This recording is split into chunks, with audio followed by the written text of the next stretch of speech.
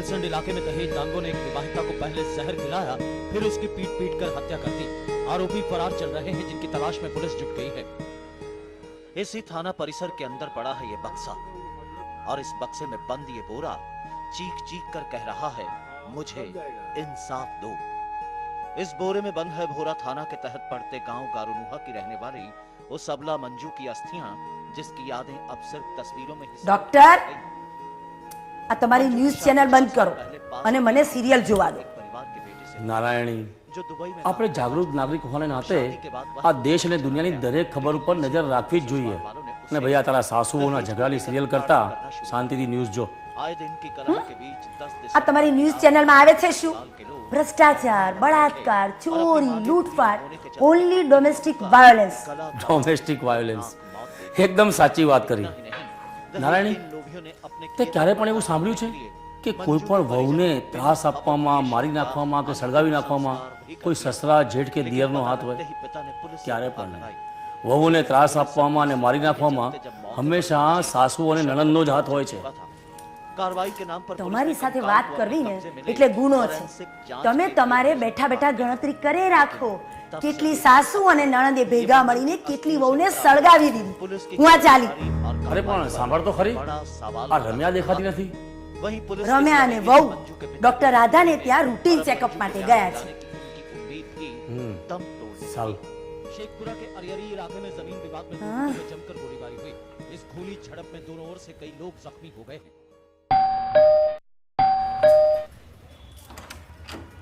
આવી ગયા તમે? શું કહ્યું ડોક્ટરે? ભાભી, બિલકુલ ચિંતા કરવાની જરૂર નથી, બધું જ બરોબર છે। હાશ, બાળકનો ગ્રોથ તો બરોબર છે। ડોક્ટર રાધા તો બાળકનો ગ્રોથ જોઈને ખુશ થઈ ગયા, પણ એમણે થોડી દવાઓ લખી આપી છે અને એવું કીધું છે કે થોડીક વધારે કેર કરવી પડશે। થોડા કોમ્પ્લિકેશન તો છે, યુ નો। મમ્મી, ભાઈ, હું થોડો આરામ કરી લઉં। હા, અરે ઊભી રે, શાંતિ રાખ। આમ ઊભા થઈને તારાથી એકલા ના જવાય। ભાભી પ્લીઝ જરા આને એના રૂમ સુધી મૂકી આવો ને, હું બહુ જ થાકી ગઈ છું।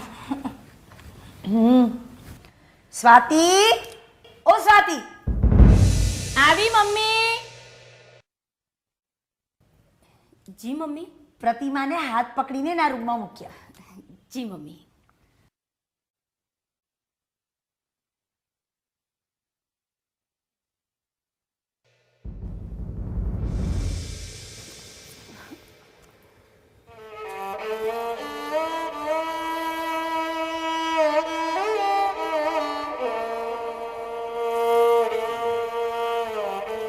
જોયું? સ્વાતિએ પ્રતિમાનો હાથ પકડ્યો નહીં ને, એને પ્રતિમાની બહુ ઈર્ષ્યા આવે છે। ના ના ભાભી, તમે વિચારો છો એવું કાંઈ નથી। એ જ મારા દીકરાને ભરખી ગઈ। નખવાય રોગ નહોતો મારા અભયને। હશે ભાભી, છોડો ને હવે, જે થવાનું હતું એ થઈ ગયું। તમે તમારો છોકરો ગુમાવ્યો છે, એણે પણ એનો પતિ ગુમાવ્યો જ છે ને।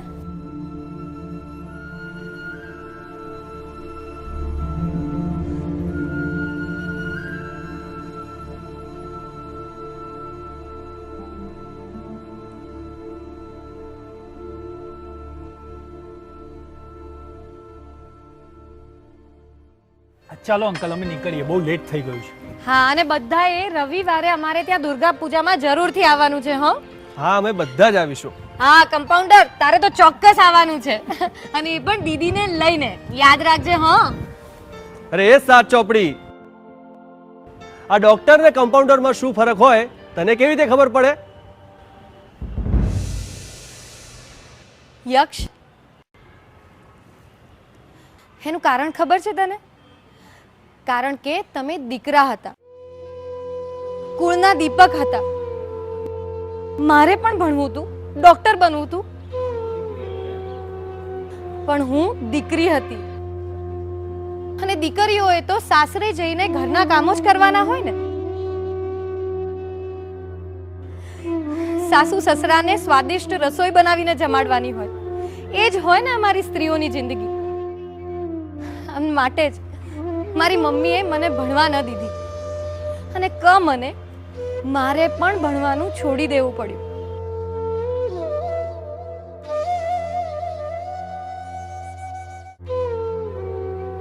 બેટા પ્રાર્થના, દુઃખી ન થઈશ. અરે તું ડૉક્ટર ન બની શકી તો શું થયું? તારી પાસે ભણતર નથી પણ ગણતર તો છે ને. અને આમે દુનિયામાં આ પુસ્તકીય જ્ઞાન કરતાં વધારે મહત્વનું હોય છે અનુભવ, જે તારી પાસે છે. બોલવું સરળ છે અંકલ, એ તો જેના ઉપર વીતી હોય ને એને જ સમજાય કે આ ઘા તલવારનો હતો કે સોયનો. પુરુષને સ્ત્રીની વેદના ક્યાંથી સમજાય? બેટા, એટલે જ તો સંસારમાં સ્ત્રીને નારાયણી કહેવાય છે. માફ કરજો અંકલ, પણ આપણા સમાજની રચના જ કંઈક એવી છે ને કે નારાયણે ભલે જન્મ લેવા માટે નારાયણીની કુખનો સહારો લેવો પડ્યો હોય, પણ સ્ત્રી કદી નારાયણી બની જ નથી શકતી ને.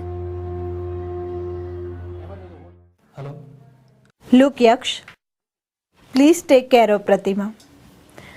9મો મહિનો ચાલે છે, સાચવવું પડશે. And you know all the complications. પુત્ર હોવાની સાથે સાથે તું એક પતિ પણ છે. આ વાત મારે તને યાદ કરાવવાની. અને એક ડૉક્ટર હોવાના કારણે you know all the complications very well. Yeah take care. Bye. હા તો બોલો, હવે કેમ છે તબિયત તમારી?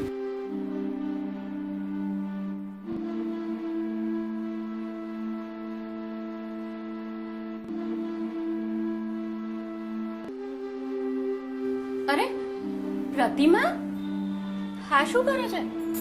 સુઈ જા. તારે સેજ પણ પલંગમાંથી ઊભા થવાનું નથી. ડોક્ટરે ના પાડી છે ને. ડોક્ટરની સલાહ પ્રમાણે કર્યું હોત ને તો મારી આટલી હાલત ખરાબ ના થઈ હોત. પ્લીઝ પ્લીઝ તમે અત્યારે જ મારા રૂમની બહાર જતા રહો.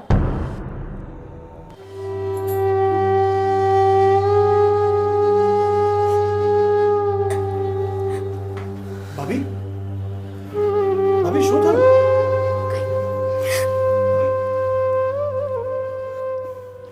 પ્રતિમા, શું થયું ભાભીને?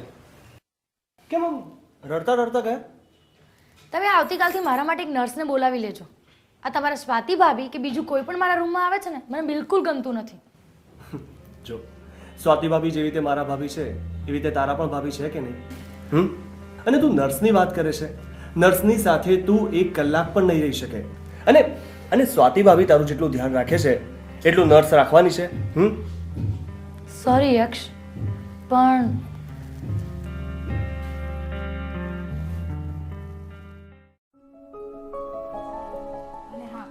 આ છે ને, આ પેર પણ બહુ સરસ છે. અને હા, પિંક અને બ્લુ આનું બી કોમ્બિનેશન સારું લાગે છે. અરે હા, આ મલ્ટી કલરનું કેવું છે યાર? હા પણ સરસ છે. ભાભી, આ મારી ફેવરિટ પેર છે. Original cotton. કોટન છે પણ વ્હાઈટ છે, ગંદુ કેટલું થાય. ઓહો, તો તમે આ રેડ લઈ લેજો. યક્ષ, મમ્મી લાગે છે કે પ્રતિમાને દુખાવો પડ્યો છે. એને હોસ્પિટલ લઈ જવી પડશે. ઓહો, આય વેવલો છે. હજુ હવે તો 9મો મહિનો બેઠો છે. આવો દુખાવો તો થોડો ઘણો થયા કરે. અરે એને સુવાડી દે એટલે થોડો આરામ થઈ જશે. યક્ષ, અને હા, કીટી. યક્ષ,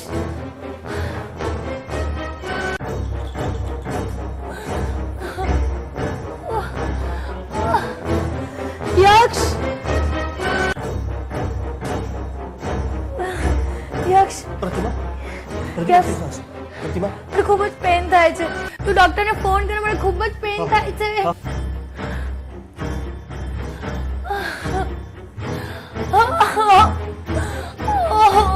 લે આ મૂકી દે. આશ.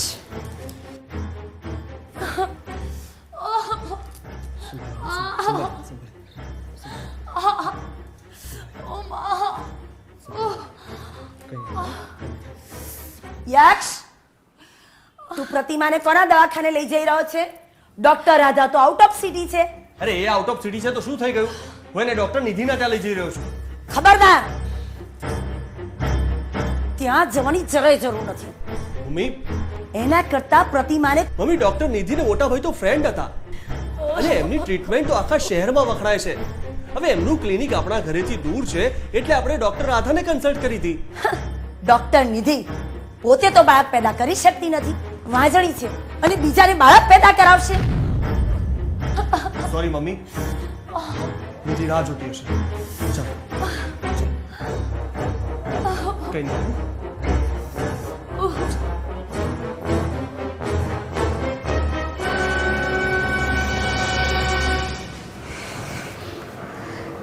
ઇટ્સ ટુ લેટ યક્ષ. પ્રતિમાને એ લાવવામાં બહુ મોડું કરી દીધું. નિધિ, નિધિ પ્રતિમા હવે તારા હવાલે છે. તને બધી છૂટ છે, કંઈ પણ કર. થેન્ક્સ યક્ષ, બટ પ્રતિમાનું બીપી બહુ હાઈ છે. જ્યાં સુધી એ નોર્મલ ના થાય we have to wait. Otherwise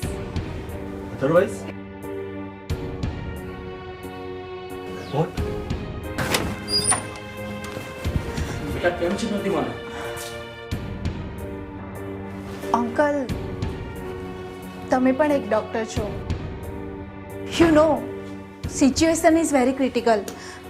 તાત્કાલિક ઓપરેશન કરવું પડશે.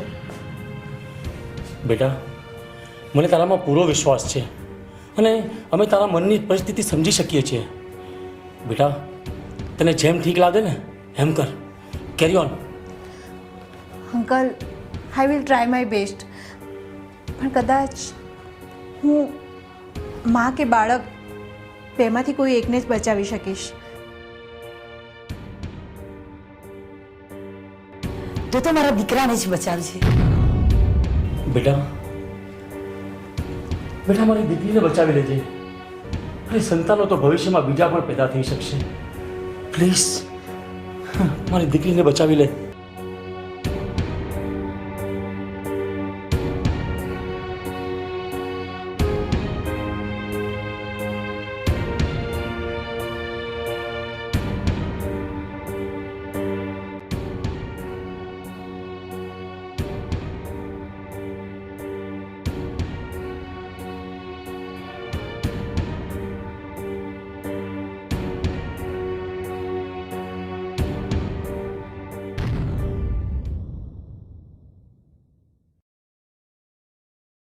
પેંડા છે ને? મારી દીકરીને કેમ છે? અંકલ,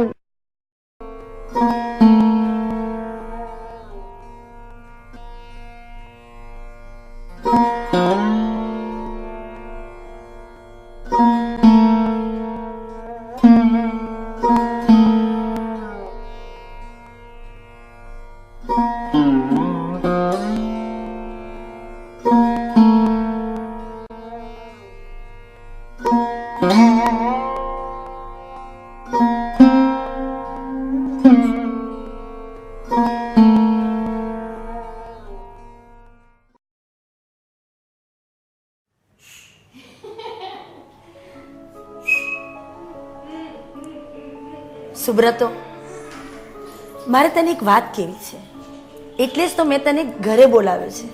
બોલો ને આંટી. પ્રાર્થના, જો પ્રાર્થના અને સમીર એકબીજા સાથે કેવા હળી મળી ગયા છે. આંટી, પ્રાર્થનાને નાનપણથી જ બાળકો બહુ ગમે. સુબ્રતો, યક્ષ અને પ્રાર્થના બાળપણના ફ્રેન્ડ્સ છે. નસીબ જો કે હવે પ્રતિમા તો રહી નથી. જો તને વાંધો ના હોય તો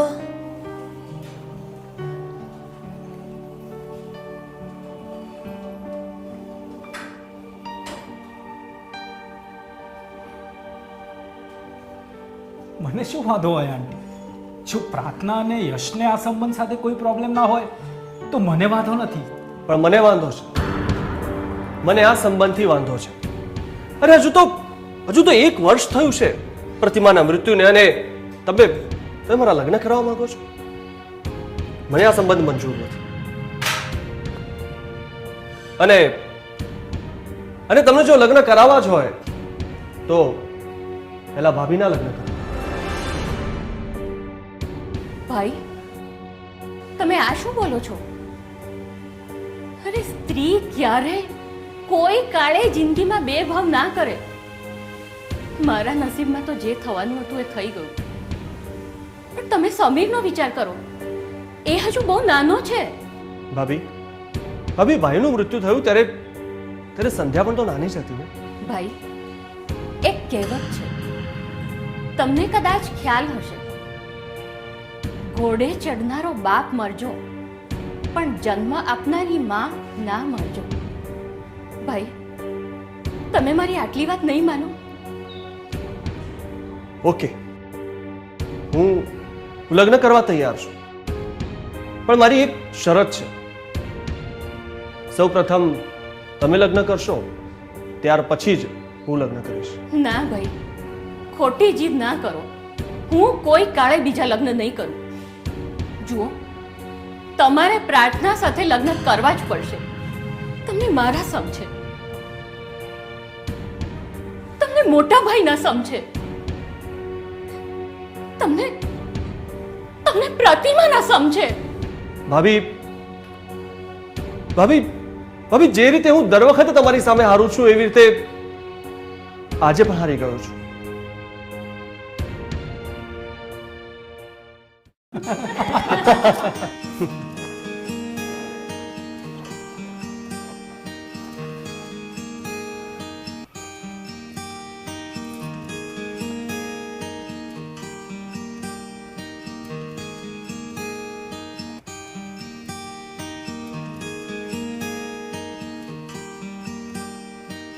યક્ષ, ઊભો રે. આ શું કરી રહ્યો છે? ભૂલી ગયો? તારા અને પ્રતિમાના લગ્ન કર્યા ને ત્યારે સૌ પહેલા તું સલાફોઈના પગે લાગ્યો હતો. જોઈ લીધું ને એક વિધવાને પગે લાગવાનું પરિણામ.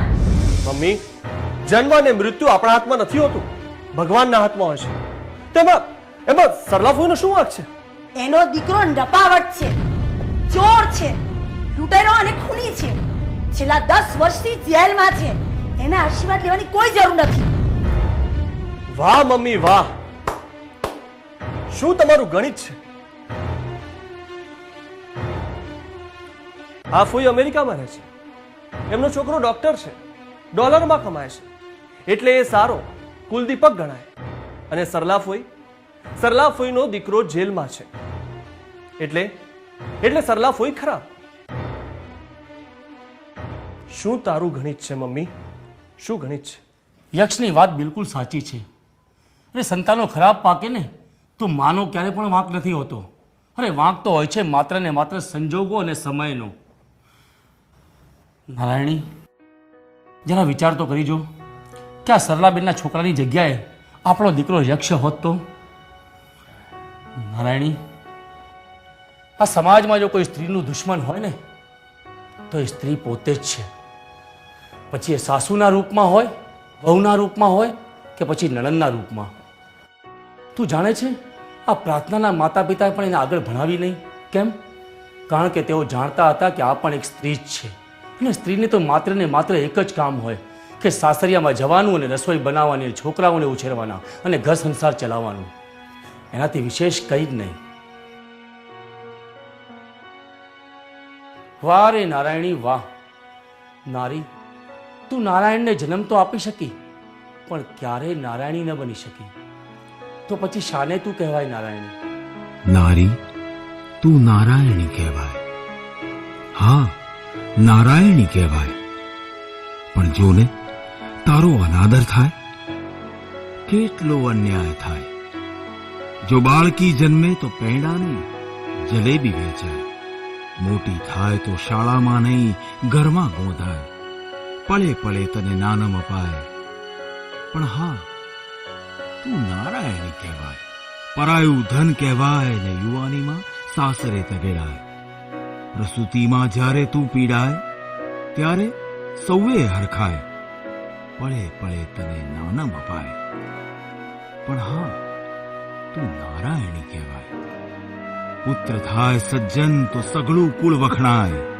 થાય જો દુર્જન તો શાને તારી કુક લજવાય. પત્ની મરે તો 2 દી રોઈને પાછો ઘોડે ચડી જાય.